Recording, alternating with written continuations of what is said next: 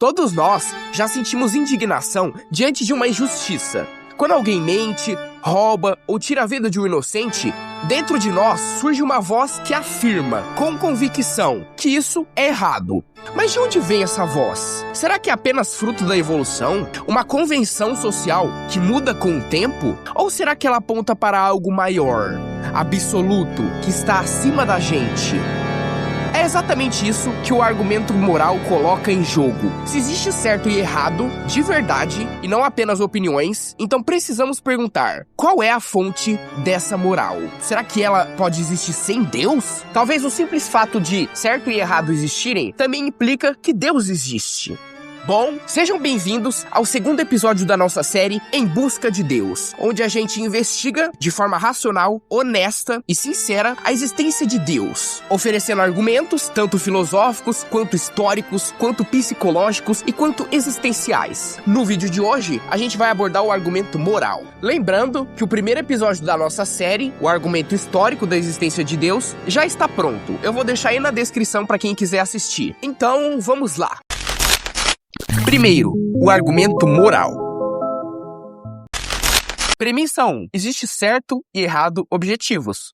Imagine duas pessoas discutindo. Uma diz, isso foi injusto. E a outra responde, não, foi justo. Perceba, ambas estão apelando a uma ideia de justiça que elas acreditam estar acima delas mesmas. Elas não estão dizendo, no meu gosto pessoal, isso foi ruim. Elas estão dizendo, existe um certo e errado reais e nós discordamos sobre qual é. Se a moral fosse apenas uma questão de gosto, uma discussão assim nunca faria sentido. Seria como brigar por opiniões diferentes. Ninguém vai falar, isso foi só sua opinião. A gente vai dizer, isso é errado e ponto. Esse e ponto revela que acreditamos em uma lei moral real, objetiva, que vale para todas as pessoas, em todos os tempos, em todos os lugares. É diferente, por exemplo, da moral subjetiva, que varia de cultura e de época. Por exemplo, poligamia versus monogamia. Alguns dizem que monogamia é o certo, já outros vão dizer que a poligamia faz mais sentido. Talvez o Neymar concorde com ambas. E esse tipo de moralidade é diferente da moral objetiva, que é errada em qualquer lugar ou qualquer época. Tipo matar pessoas inocentes. Todo ser humano que pisou na Terra sabe que isso é errado e não deveria fazer isso nunca. Mesmo que o mundo inteiro aprovasse a escravidão, ainda diríamos no fundo dos nossos corações que isso é errado. Isso é exatamente o que aconteceu na história. A consciência moral condenou coisas que por séculos foram normalizadas. Logo, a moral que a gente defende não é cultural, ela transcende a cultura. Premissa 2. Essa moral objetiva não pode vir de explicações naturais. Apesar dessa premissa não estar no argumento moral original, a gente decidiu colocar ela para elevar um pouco o nível. Muitas pessoas, especialmente alguns ateus, alguns naturalistas, vão tentar, diante da pergunta de onde vem essa moral objetiva, qual o fundamento dela, qual a explicação para ela, diante dessas perguntas, vão tentar atribuir a origem da moral, o fundamento da moral, a causas naturais. Por exemplo, seleção natural, bem-estar social, entre outras coisas. Porém, reuniremos agora um total de 7 evidências de que a moral ela não pode ser explicada por essas causas naturais. Essas evidências não vão negar as teorias científicas, como por exemplo a teoria da evolução. Elas não foram feitas para isso. Elas foram feitas para provar que a moral objetiva é transcendente. A primeira prova é que ser é diferente de dever ser. A evolução e a seleção natural podem explicar como a gente é e como a gente desenvolve certos comportamentos sociais, morais, éticos, mas não explica por que deveríamos agir de tal forma. Ou seja, apenas porque somos inclinados a determinados comportamentos, o que é, não segue que devemos agir assim, o que deve ser. Essa ideia, não ironicamente, foi formulada por David Hume, um filósofo naturalista. Hume explica que é um erro derivar o dever ser a partir do ser. Ou seja, apenas porque algo é, como nós agimos de determinada forma, não implica que algo deva ser, que é moralmente correto agir assim. Um exemplo evolutivo clássico. Somos naturalmente inclinados ao egoísmo, ao medo, mas isso não significa que devemos ser assim. A moral objetiva, portanto, vai além das nossas tendências naturais. Explicar como as coisas são que é o caso da ciência, né, da teoria da evolução,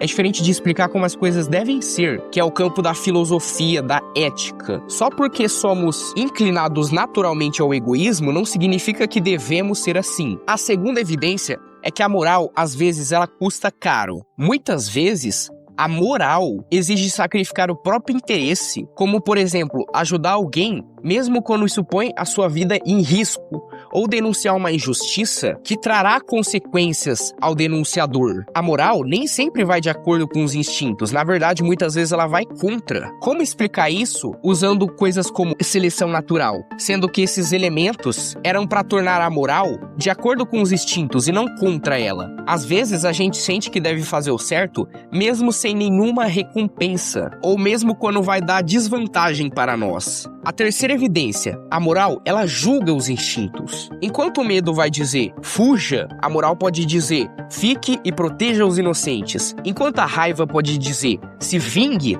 a moral pode dizer, perdoe. A moral, ela não está condicionada a comportamentos culturais nem evolutivos. Ela é como um juiz dentro de nós, que julga o que fazemos mesmo quando vai contra nossos próprios interesses. A quarta evidência é o dever solitário. Pessoas frequentemente sentem a obrigação moral mesmo quando ninguém observa, ou mesmo se toda a sociedade fosse contra. Muitas vezes a gente sente que deve fazer o certo, mesmo se ninguém estiver olhando, mesmo se ninguém estiver cooperando, mesmo se ninguém estiver a favor. Além disso, como explicar o porquê da gente admirar pessoas que lutam e morrem por crenças invisíveis, se a moral fosse só produto da evolução ou da cultura profundamente enraizada em nossas mentes? Não deveríamos admirar muito mais quem foca na própria sobrevivência do que alguém que se sacrifica defendendo uma crença invisível? Isso sugere que a moral objetiva existe independentemente da aprovação social ou das consequências evolutivas. E aqui que está o ponto. Se uma pessoa pode estar moralmente certa, mesmo se for contra toda a sua sociedade, então a moral objetiva não depende de aprovação social, nem muito menos do consenso. E isso desafia as explicações naturalistas. O utilitarismo, por exemplo, fala que o que é bom é o que gera mais felicidade a maior quantia de pessoas. Mas isso pode gerar um problema, porque atos objetivamente errados poderiam ser justificados se trazessem prazer à maioria. Por exemplo, o Coliseu de Roma. Vários gladiadores iam morrer, mas ia divertir milhares de romanos. Essa ideia também desafia o bem-estar social. Antigamente, era considerado normal o comércio de pessoas. E isso gerava bem aos patriotas das famílias durante a época de colonização do Brasil. E pode até desafiar a moral evolutiva. Do ponto de vista da sobrevivência biológica, seria irracional arriscar-se contra o grupo dominante. Se a moral for só sobrevivência e adaptação,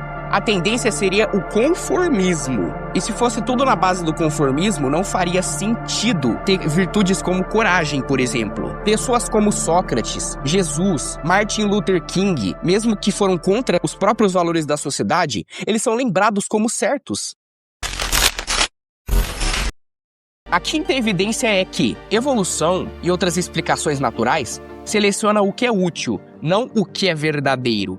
A seleção natural, por exemplo, favorece o que funciona, não o que é verdadeiro ou o que é justo. Um comportamento poderia ser justo em um ambiente e ainda assim moralmente errado. Por exemplo, imagine um universo alternativo onde a humanidade evoluiu eticamente para matar pessoas ignorantes. Nesse outro mundo, matar pessoas ignorantes iria favorecer o grupo, porque talvez essas pessoas ignorantes poderiam chamar atenção de predadores e esses predadores iam acabar chegando até o grupo e matando todo mundo por causa dessa pessoa ignorante. Nesse outro universo, matar pessoas ignorantes seria visto como algo virtuoso. Isso indica que explicações como a teoria da evolução, para poder fundamentar o que a gente chama de moral objetiva, não funciona, porque a própria evolução ela é variável. Em outro universo, coisas que a gente considera repulsivas poderiam ser eticamente boas, mas isso contradiz a ideia de uma moral objetiva. A própria ideia de moral objetiva requer um padrão independente de circunstâncias evolutivas, culturais, seletivas, adaptativas, pois senão tudo se reduziria a convenções. Além disso, a gente só pode julgar esse outro mundo e também o nosso próprio mundo se tiver um padrão. Senão, o gosto deles, a preferência deles é tão útil, é tão verdadeira quanto a nossa. E isso relativizaria a moral. Afinal, se a moral for mesmo relativa e falha, então, será que certos tipos de crimes, até mesmo os mais cruéis, não estão errados? Se a moral fosse mesmo relativa, tudo seria uma questão de gosto e não daria para julgar crime nenhum, nem mesmo os piores crimes da humanidade. O gosto de um criminoso seria tão válido quanto o nosso, mas não é isso que a gente observa. Para haver justiça e julgamento, tem que ter um padrão moral, que independe de qualquer gosto pessoal. A sexta evidência é a capacidade de conceber utopias morais. Ora, a gente consegue conceber uma utopia moral e a gente também consegue conceber uma distopia moral. Conseguimos imaginar sociedades melhores ou piores, julgando ações tanto do passado, quanto do presente, quanto até do futuro. É mais plausível que a gente evoluiu para perceber um padrão moral do que a moral ser apenas uma construção do progresso humano. Porque pensa, se conseguimos imaginar sociedades melhores do que a gente vive e sociedades piores, significa que existe um padrão. É como se fosse uma régua moral. Isso indica que é muito mais plausível que nós, seres humanos, evoluímos para descobrir melhor esse padrão do que o contrário. Esse padrão foi evoluindo junto com a gente. Isso revela algo incrível. Por quê? Percebendo isso, a gente também consegue entender que a moral objetiva, ela foi descoberta. Não foi criada nem construída. A gente sempre teve uma intuição do que é melhor ou do que é pior para a sociedade.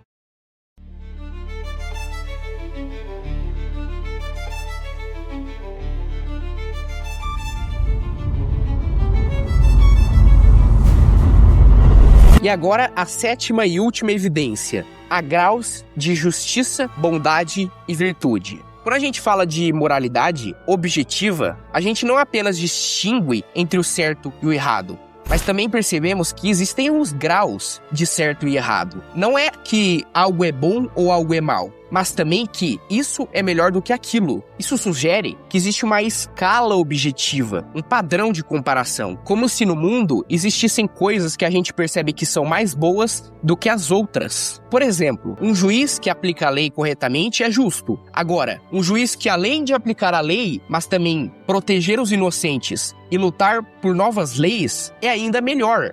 É um juiz ainda mais moral e mais justo. A gente consegue reconhecer que esse juiz alcançou um grau mais elevado de justiça. Tá, mas por que isso desafiaria as explicações naturais? Bom, coisas como cultura e evolução vão tentar explicar apenas comportamentos úteis para a sobrevivência e para o bem-estar social. Mas utilidade não tem graus. Ou algo ajuda ou não ajuda. No entanto, a moral humana objetiva percebe que um ato pode ser mais elevado, mais puro, mais justo do que o outro. Isso parece indicar que há um padrão objetivo, algo como um termômetro de moralidade, da qual todos os atos se aproximam ou afastam. Se essas 7 evidências forem mesmo verdadeiras, ou pelo menos uma delas for, então a gente consegue concluir que a moral não é uma construção evolutiva, nem cultural, nem adaptativa. Ela é algo transcendente, espiritual, que está de fato escrita no coração e na consciência dos seres humanos. Premissa 3. Se há uma lei moral, há um legislador moral. Se há uma lei moral, há algo por trás dela. Em outras palavras, leis não surgem sozinhas. A lei do trânsito foi criada por legisladores. As leis dos países foram escritas nas constituições. E a lei moral? Se existe uma lei que nos diz o que devemos fazer, mesmo quando a gente não quer, ela precisa ter uma autoridade acima da gente. Essa autoridade, ela precisa ser transcendente, boa por essência e pessoal. Agora, se você acha que essa ideia de se a lei há legislador é meio boba, tudo bem, agora a gente pode elevar um pouco o nível. Então vamos lá, né? Nos últimos séculos, vem surgindo várias correntes filosóficas para tentar explicar a realidade e, ao mesmo tempo, foram criadas como resistência, né, a uma sociedade que, desde a antiguidade, acreditava no sobrenatural. Não que o sobrenatural, o transcendente, essas coisas sejam falsos, mas explicar só isso, com base no que a gente observa, pode ser um problema. Então surgiram as correntes do naturalismo, do materialismo reducionista e do fisicalismo. O naturalismo explica que tudo pode ser explicado por leis naturais. O materialismo fala que tudo pode ser reduzido à matéria. Emoções, só química. Consciência é só um monte de neurônio pensando por si só. Não existe nada além da matéria. E também existe o fisicalismo, né? As leis da física, elas são autossuficientes. Essas correntes filosóficas, elas foram muito importantes. Elas são importantes quando a gente usa elas como um método, não como uma crença. Quando a gente usa ela como um método, a ciência consegue avançar bastante. E é por isso que a ciência avançou tanto. Mas usar essas correntes como filosofias de verdade podem acabar esbarrando numa realidade que a gente observa de que existem leis morais que vão além do naturalismo. Como a gente viu lá na premissa 2, a moral não pode ser explicada por cultura, nem por evolução, nem por seleção natural, como vão tentar fazer os naturalistas, né, os materialistas. Agora, pegue uma analogia muito poderosa. As leis da lógica apontam para uma ordem lógica, verdadeira, sistemática. As leis da biologia apontam para a própria biologia. As leis da física apontam para uma ordem física. Se você perceber, existe uma proporção, né? Existe uma proporcionalidade. Então, as leis morais, por serem transcendentes, por serem espirituais, apontam para uma ordem transcendente e espiritual. Mas, diferente dessas outras leis, como leis da física, leis da biologia, leis da lógica, as leis da moral têm as seguintes características. As leis morais são pessoais, porque acontecem entre pessoas, elas são boas, elas julgam o que é certo e o que não é, elas são universais, não é certo que nenhuma pessoa tenha matado vidas inocentes, mesmo que essa pessoa tenha de fato feito isso não é certo. Muitas coisas são certas e outras não são, e elas também são imutáveis, elas não vão mudar, né? Alguns princípios sempre foram certos, sempre serão, sempre foram errados, sempre serão errados. Então o fundamento da moral deve ser algo proporcional a isso. As leis morais devem ter uma ordem que é pessoal, que é boa, que é universal e que é imutável. Então, as leis da moral, elas não apontam somente para algo. Elas podem apontar para alguém que é pessoal, bom, universal, imutável. Esse fundamento é o legislador moral. Além disso, diferente dessas outras leis, a lei moral, ela não descreve a realidade, ela normatiza a realidade. Ela diz o que devemos fazer. Só o fato da lei moral dizer sobre o que deve ser, mostra que só pode fazer sentido se estiver ligado a uma mente racional. Porque algo irracional, algo que não tem consciência, não pode te dizer o que você deve ou não deve fazer. E se essa lei é aplicada a todos de forma universal e está acima da gente e ainda fala o que a gente deve fazer, então tem que ter um fundamento racional, tem que ter um legislador moral. Mas, diante de tudo isso, surge o famoso dilema de Eutífron. A moral depende de Deus? Se sim, então seria arbitrária.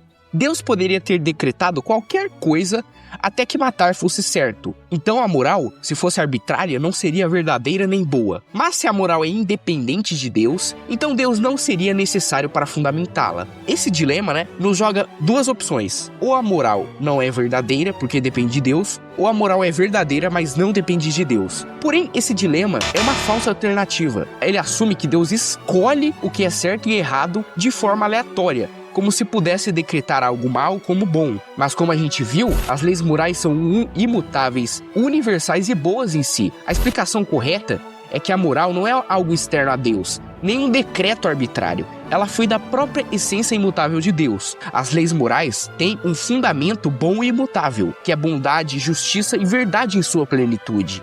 Assim, em qualquer universo possível, os princípios morais seriam os mesmos, não por capricho, mas porque refletem um caráter eterno e perfeito de Deus. Portanto, a existência de uma lei moral aponta para um legislador moral, Deus.